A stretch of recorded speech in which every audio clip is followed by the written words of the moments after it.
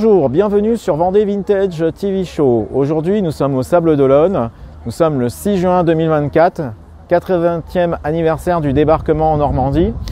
Ici, bien derrière moi, nous avons le bunker hôpital des Sables d'Olonne qui est devenu un musée. Et puis derrière moi, on a un camion Dodge et tout autour, nous avons la reconstitution d'un camp militaire US en base arrière. Alors, pour petite information, il n'y a pas eu d'Américains qui sont passés par les Sables d'Olonne. Les Sables d'Olonne se sont libérés pratiquement tout seuls. Et ce qu'il faut dire, c'est que ici, ça a un but pédagogique d'avoir reconstitué ce camp américain.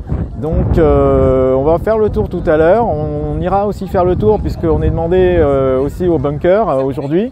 Aujourd'hui, 6 juin 2024, 80e anniversaire du débarquement en Normandie, un moment important, émouvant, puisque on a pu voir déjà ce matin les reportages sur les différentes chaînes de télévision françaises, et un moment particulièrement émouvant aussi pour ma famille et moi, puisque nous avons été largement impliqués dans ce conflit.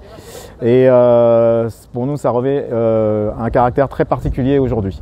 Voilà, je vous remercie. On va continuer cet après-midi ensemble sur les Sables d'Olonne, plus précisément là au musée du bunker hôpital, et puis sur ce camp américain qui a été monté par l'association sablaise de reconstitution historique. Merci à vous, à tout de suite. Alors voilà, nous sommes sur le terrain, vous voyez là derrière moi. Eh bien, en fait, nous avons exactement des radios qui sont d'époque, carrément d'époque. Donc, c'est issu d'une collection privée qui appartient à la SRH. Donc, et c'est très intéressant et très émouvant de voir que ces radios-là ont vraiment servi sur le terrain en 1944. On en saura peut-être plus tout à l'heure. Et nous allons continuer. Alors, aujourd'hui, 6 juin, vous voyez là, il y a toute une classe entière avec des figurants qui interprètent un rôle de résistant là sur notre gauche, et puis un GI sur la droite, donc qui explique l'histoire du débarquement en Normandie. Donc c'est vrai que la reconstitution de ce camp US a pour but clairement d'être pédagogique, je tiens à le rappeler. Donc voilà, donc là ici on a un Dodge typique de l'armée américaine qui date de 1942, donc incroyable, ce qui roule encore, ça je le sais de la part de son propriétaire. Là ici on va voir, c'est le drapeau. Alors, le vent ne fait pas trop flotter le drapeau, et donc du coup on voit pas trop le drapeau américain, mais il était de 48 étoiles à l'époque. Alors ici on va voir, il y a des explications qui sont données très intéressantes sur la 101e Airborne et au 5013, donc chargé de sécuriser et détruire certains ponts sur la Douve près de Brévent. Donc c'est pas très loin de 40 ans en fait, en Normandie. Donc la 5013 était le nom donné à la première section de démolition de la compagnie de commandement régimentaire du 506e PIR de la 101e Airborne Division de l'armée des États-Unis qui participait à la campagne européenne de la Seconde Guerre mondiale. Cette unité a été une source d'inspiration du livre et du film ultérieur The Dirty Dozen, les 12 salopards. Donc voilà, donc on peut voir ici les différentes photos proposées par la SRH. Voilà, donc le 5 juin, donc voilà, on voit une photo avec la préparation. Quelques heures avant le départ pour la Normandie, Clarence Ware applique les peintures de guerre sur le visage du soldat Charles Plowdow. Ils appartiennent tous les deux au 5013 du 506e PIR. Charles Plowdow a fait coudre une poche supplémentaire sur l'eau de sa manche gauche, pratique très courante chez les paras US. Voilà, et donc là ici on peut voir un autre para américain qui a entre les mains une Thompson. Voilà, donc ici différents soldats de la 101e qui ont posé avant d'embarquer direction la France et on les remercie d'être venus pour nous débarrasser de la tyrannie.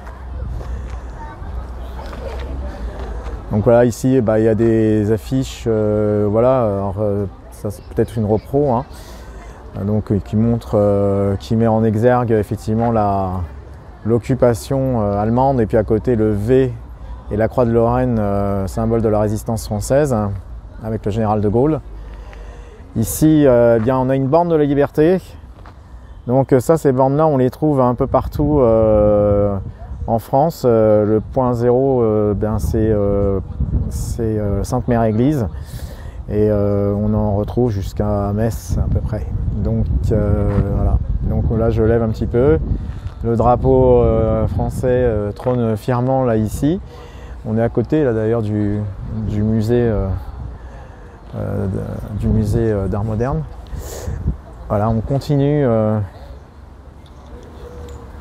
Alors là ici, voilà, on a un autre figurant, voilà, qui est en mode résistant. Et puis ici, là, on voit, c'est une reproduction d'une pièce que l'on retrouvait sur les plages du débarquement en Normandie, mais pas seulement, hein, sur toute la façade atlantique en France et ailleurs d'ailleurs, pour éviter tout débarquement allié sur la façade atlantique. Eisenhower, lui c'était le chef suprême. Il avait un titre, c'était le commandant suprême. C'est lui qui a tout organisé. Après, il est devenu président des États-Unis, un Américain. Voilà. Vous entendez parler d'Eisenhower, c'était ce monsieur.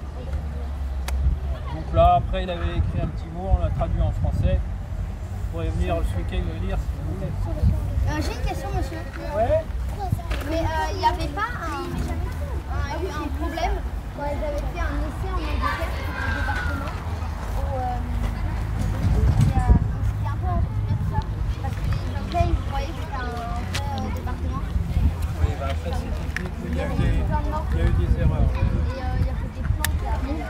Mais bon, ça a servi de ne pas renouveler ses erreurs et puis d'avoir une réussite totale du système. Donc là, regardez, alors les plus chauds, les potes. Vous voyez? Donc là, ils étaient une vingtaine.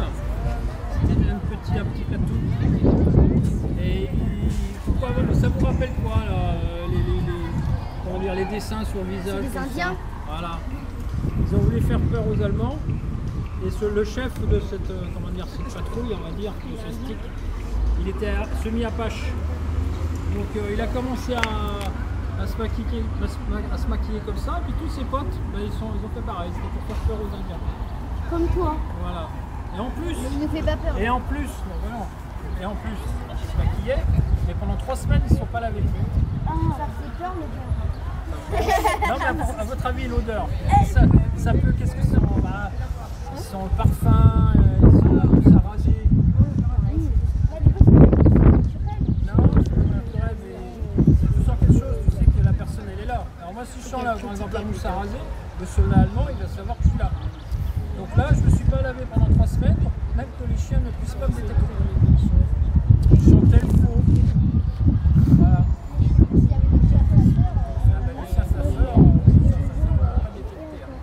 Voilà, c'était un petit détail parce que ça, c'est pas la généralité des parachutistes, mais c'était un petit groupe particulier.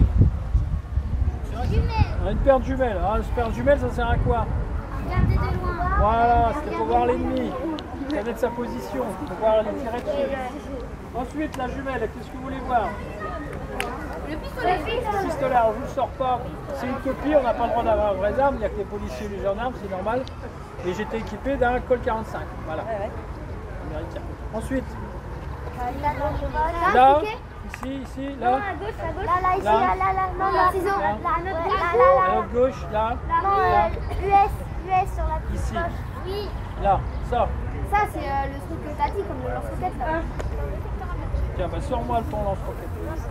Non, mais Sors le lance-roquette. c'est pas un lance-roquette. C'est une... Ah, c'est une pelle. Ah, c'est une pelle. Ah, mais c'est trop nul. Voilà ton lance-roquette. Ah non, Alors, moi, je c'est une m'imagine pelle, un donc truc on un peu va mieux, donner la forme de la pelle, hein, quand même. C'est une pelle lance-roquette. Alors là, ça fait une pelle. Après, ça peut faire la petite bêche. Parce qu'à votre avis, est-ce que les soldats américains, les soldats, dormaient dans des tentes? Non, ils dormaient plutôt à la Belle Étoile. Voilà, mais la Belle Étoile, ils faisaient leur petit trou. Ils faisaient leur trou de renard, ça s'appelait. Un foxhole. Voilà. Et malheureusement, une fois ils étaient à court de cartouches, vous n'avez plus d'armement, et ben c'était du corps à corps. C'était soit à la baïonnette, ou soit à coup de pelle. Vous avez un poignard? Voilà. Comment? Vous avez un poignard ou pas? Alors je mets pas de poignard parce qu'en ce moment c'est très délicat d'avoir des armes sur soi. Et à notre droite, vous avez une paire de ciseaux pour... Alors ça c'est une cisaille, c'est bien pour couper les barbelés et puis les fils électriques. Alors vous savez que Apple, iPhone et Samsung n'existaient pas, donc il n'y avait pas de satellite, toutes les transmissions étaient par fil. Donc là ça me permettait de couper les fils, les téléphones. Est-ce que tu peux la sortir pour voir? Oui. Est-ce que... Tiens ma pelle. À la pelle.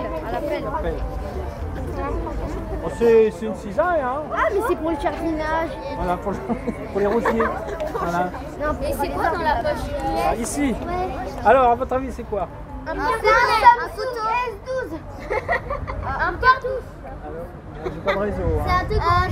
Alors tous les soldats américains, même les Allemands, ils avaient un pansement. Donc moi, je peux le mettre dans l'eau, il ne prendra pas l'eau parce que c'est comme une conserve. On va l'ouvrir comme ça et dedans vous avez un gros pansement. Donc si je me blesse, ben, je m'applique. Tous les soldats avaient ça. Voilà. Et ce qui est à gauche de à droite, c'est ça. Dans la même poche mais à droite. Dans la même poche mais à droite. Là je chauffe, je refroidis. Alors là c'est pareil, alors là j'ai ma tenaille. C'est un peu une sorte de couteau. Alors là il y a un petit couteau suisse. Oui, c'est une sorte de couteau suisse. Alors c'est un petit couteau et là vous avez une petite pince. Tu peux chercher un couteau? Parce que si vous voulez, ma petite brigade elle était là pour faire sauter des ponts. Donc ça me servait bien pour dénuder les fils et puis mettre tout ça à l'explosif. Donc j'avais besoin de ça. C'était mon couteau suisse. Ensuite. Dans la poche, l'autre. Ah ouais? C'est la pelleteuse. Là, à droite. Là. Je peux. Là, comme la US, mais de l'autre côté. Ah, celle-là. Bon, bah c'est simple. C'est pour pas que je me perde. Qu'est-ce qu'on peut prendre pour pas se perdre? Voilà, c'est une boussole. Donc je m'en sers le jour comme de nuit. Voilà. Donc ça c'est ma petite boussole. Voilà. Ensuite ça, c'est un jerrycan d'essence. Évidemment. Non, oui c'est une gourde. C'est une gourde parce que j'avais soif quand même. Mais il y avait quoi dans la gourde? Alors, la vodka bien sûr. À la base ils mettaient de l'eau, mais avec les Normands ils aimaient bien le calva. C'est de l'alcool normand. C'est très fort, c'est plus fort que le vin. Et le rhum, ils mettaient ce qu'ils voulaient. Mais en général ils buvaient que de l'eau parce qu'il fallait qu'ils puissent combattre. Voilà. Elle n'a pas trop aimé. Alors dans mon sac, alors je peux avoir mes rations pour 3 jours et puis du petit matériel. Je peux avoir des chaussettes de rechange, ma brosse à dents. Ah bah c'est dans les poches. Voilà, il suit. Il y en a un qui suit. Non, mais le sac, tu mettais ce que tu voulais dans une couverture. Voilà. Mais je partais qu'avec ça, j'avais tout ça. Tout dans les poches, je pouvais mettre de la nourriture, des cartouches, des explosifs. Mais j'étais vraiment comme ça en combat. T'as pas mis ton couteau ici? Non, c'est comme l'armement, mais pas de couteau. Parce que là, il peut pas le combat. Non, mais c'est parce que c'est un caractère général, en ce moment pour la sécurité, on met pas de couteau. Voilà, alors celui-là, il servait, je peux avoir une baïonnette, mais celui-là, il me servait justement quand j'arrivais au sol avec mon parachute. C'était pour couper mes suspentes. Pourquoi je coupais les suspentes? Parce qu'avec le vent, je pouvais être emporté par mon parachute. Et en plus, je pouvais être signalé aux Allemands. Quand on a un parachute au sol, on voit rien, mais plus c'est haut, plus on est signalé. Voilà. Vous avez des questions?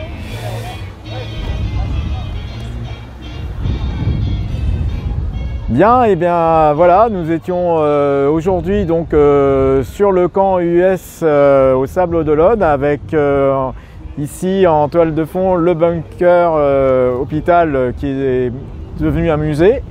Là, nous avons le drapeau américain avec ses 48 étoiles comme ça l'était en 44.